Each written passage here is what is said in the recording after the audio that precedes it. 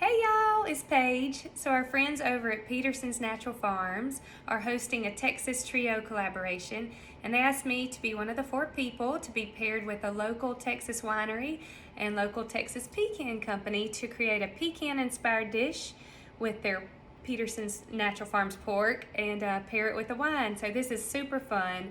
I love supporting Texas companies and family owned and operated businesses, and so I'm so excited to share this with you guys. Let me tell you about the companies I was paired with. So the host, Peterson's Natural Farms, sent me a bunch of pork. This is what it looks like. So I'm going to use the pork tenderloin for this recipe today. And Peterson's, our friends, Cody, Lane, and Neil Dudley. Cody's the president and Neil is the vice president of Peterson's Natural Farms. They are cowboy friends, and I first met them at a branding. They come every year and help us branding and shipping day with Ty, and so I'm super happy to support them. And they also host Bacon Bash, which I'm going to be a judge at this year. So they do a lot of fun things, and they are just down the road in Hamilton, Texas, and they support self-sustaining family farms here in Texas, and all their meat products are humanely raised. The animals live comfortable lives, and they are never given antibiotics, steroids, or hormones. So they are an awesome meat company to support, and their products taste great. And they paired me with Durham Ellis Pecan Company. Here's some pecans. I got a lot of them. And they are down the road in Comanche, Texas. And they also sent me this Durham sweet pecan topping. It'd be so good on ice cream. And so they're about an hour away in Comanche, Texas. And Durham Pecan Company was started in 1928 by W.M. Durham Sr. And he wanted people to be able to make money during the hard times. And so he set up long tables, and people came in and shelled pecans by hand, and they were paid when the pecan meat was weighed. I don't know about you guys, but I have shelled pecans. My papa had pecan trees, and we have some here on the ranch. And we'd go pick them out with that little contraption that had like metal bar thing on the end, and you push it down, and the metal would pop open and grab a pecan. Then we'd shell them and get the bitter part out, and it's a lot of work. So they're amazing pecans. I'm excited for this, and I'll show you what we're going to do with those in a minute.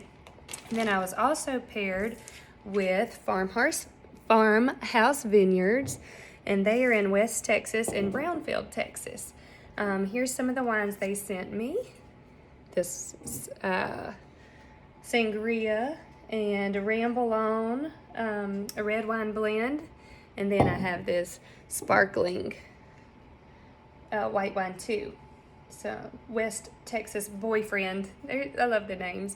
So they are a brother-sister combo comprised of 8 generations, and they farm over 7,000 acres of row crops, cotton, and they also have their vineyards, and their main thing they do is grow grapes and sell them to some of the biggest wineries in Texas, also some of the boutique ones, and then they save a small percentage of their grapes to make their own boutique wines.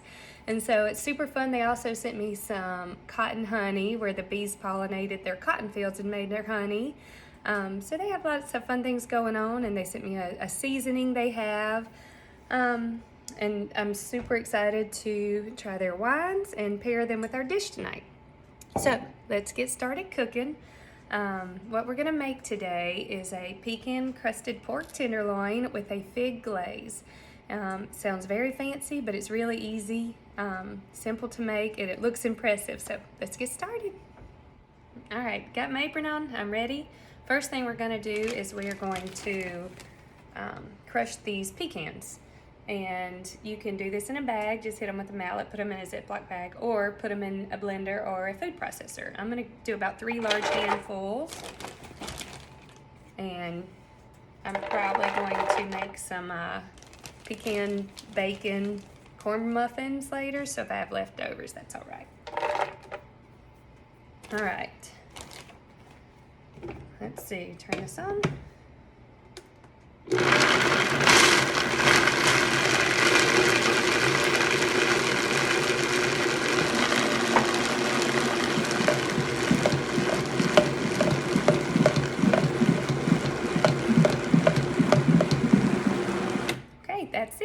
don't want to make pecan flour, I guess you can, but I want it to have some texture, some nutty texture. So that's what it looks like. I'll move you guys back over here.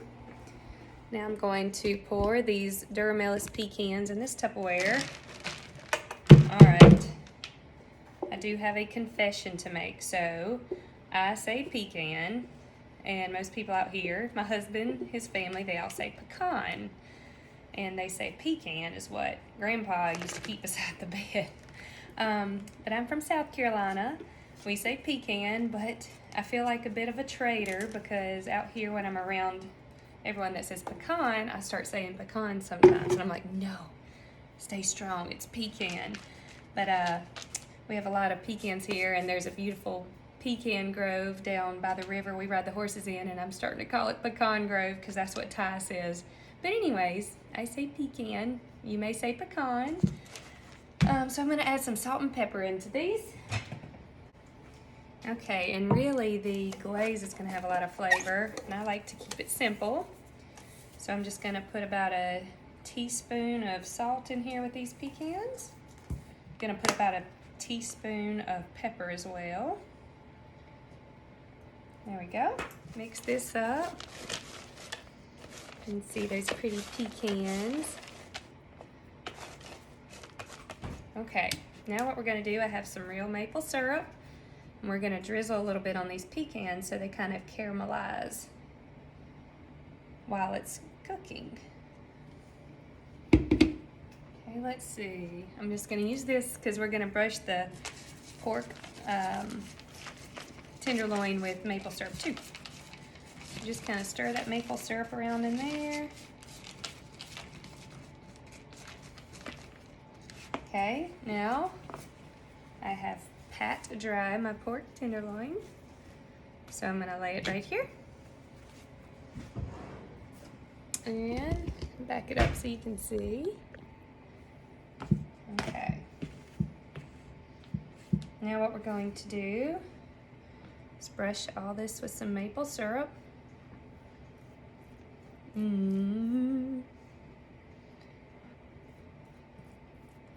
Okay. I'm gonna pick this up, lay it in my pecans, and I'm gonna brush this side with a little maple syrup.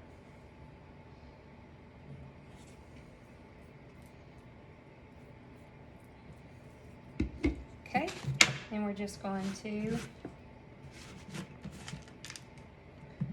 cover this with the pecan mixture and press down onto it so it can adhere. Okay, that looks pretty darn good right there. Okay, let me get out our pan. Okay, put some foil down on your baking sheet. You're gonna put your pork tenderloin right on there. If you want, you can push some more pecans on here. So, I forgot to tell you guys, but preheat your oven to 375. And I have this little thermometer that can go in the oven. If you don't have one, that's okay, just check it. But the best way to know when it's done is the internal temperature is 145. So you want it to be 145 degrees. Then we're gonna let it rest for 5 minutes. Your tenderloins can be different sizes, so it can cook anywhere from 20-25 minutes to 50-55 minutes. So you just want to check it, get your thermometer and check it for 145, and I'm going to put this in the oven.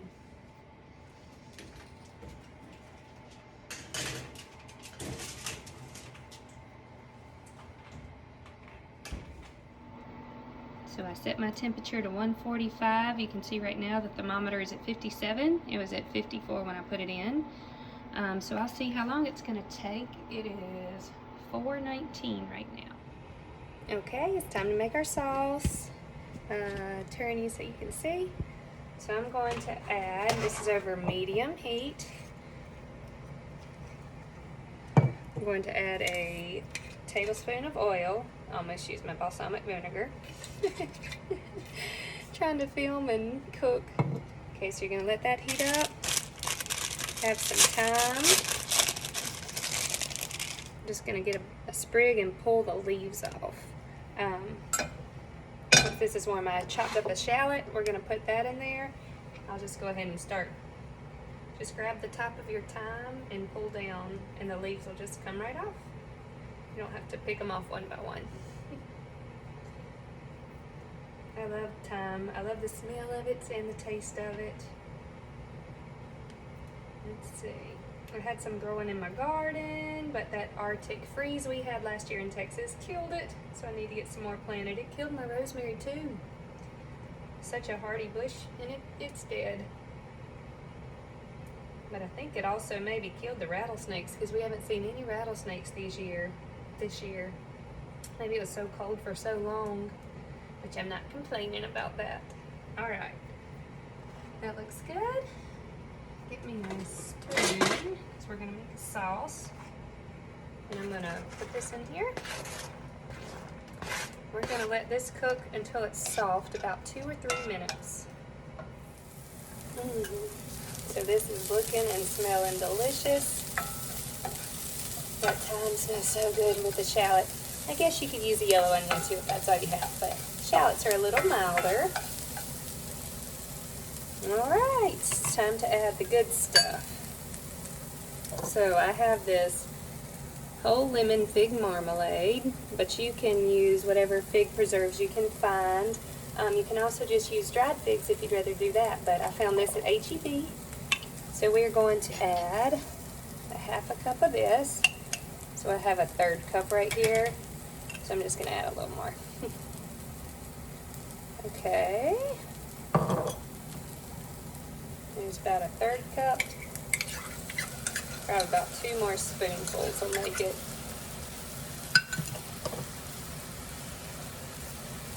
There we go.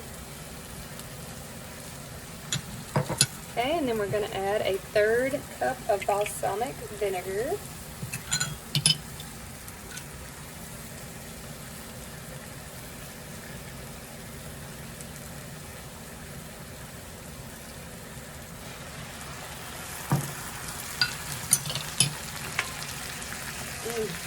Y'all, it smells so good. It just hit me. Okay, stir that in. We're going to simmer this about 1 minute. Okay, now we're going to add in a teaspoon of this chicken stock concentrate. I mean, if you have chicken stock or chicken broth, you can just use that too. But I'm going to dilute this with some water. So you use about a 1/2 cup of chicken broth instead of this.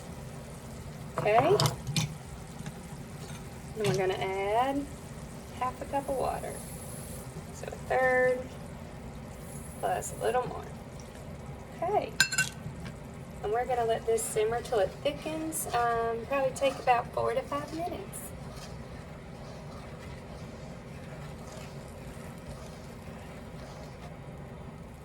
Okay, so my pork's at 127 and my sweet potatoes are done. This is going to be so good, y'all. It smells so good. Sweet potatoes, preheat your oven to 500, poke some holes in them with a fork, wrap them with tin foil, and then just roast them in the oven until they're soft. Like, they're hot now, but you can see when I squeeze it leaves an indentation, and then they're done. This will be the perfect side. The sauce is still simmering. It's thickening up. It's almost ready. Alright, so I'm going to add just a little more fig. Might as well just use the rest of this jar.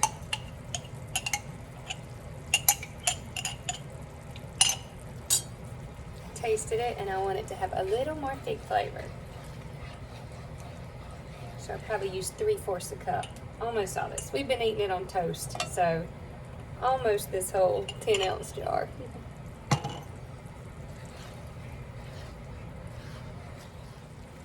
Alright, the sauce is done. I'm going to turn it off.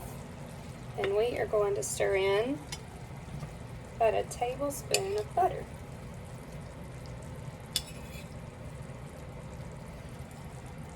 And pork's at 140, so it's about ready to come out of the oven. And this smells so good.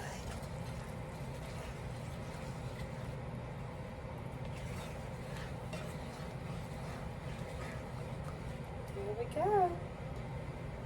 Y'all can see this fig sauce.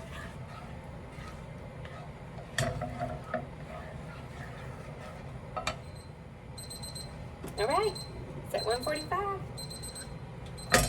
Turn this off. Gonna get this pork tenderloin out of the oven.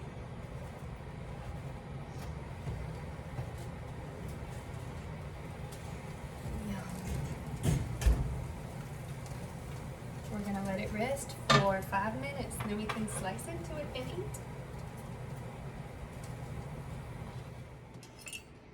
All right, I got it plated. I got my big knife my brother-in-law gave me.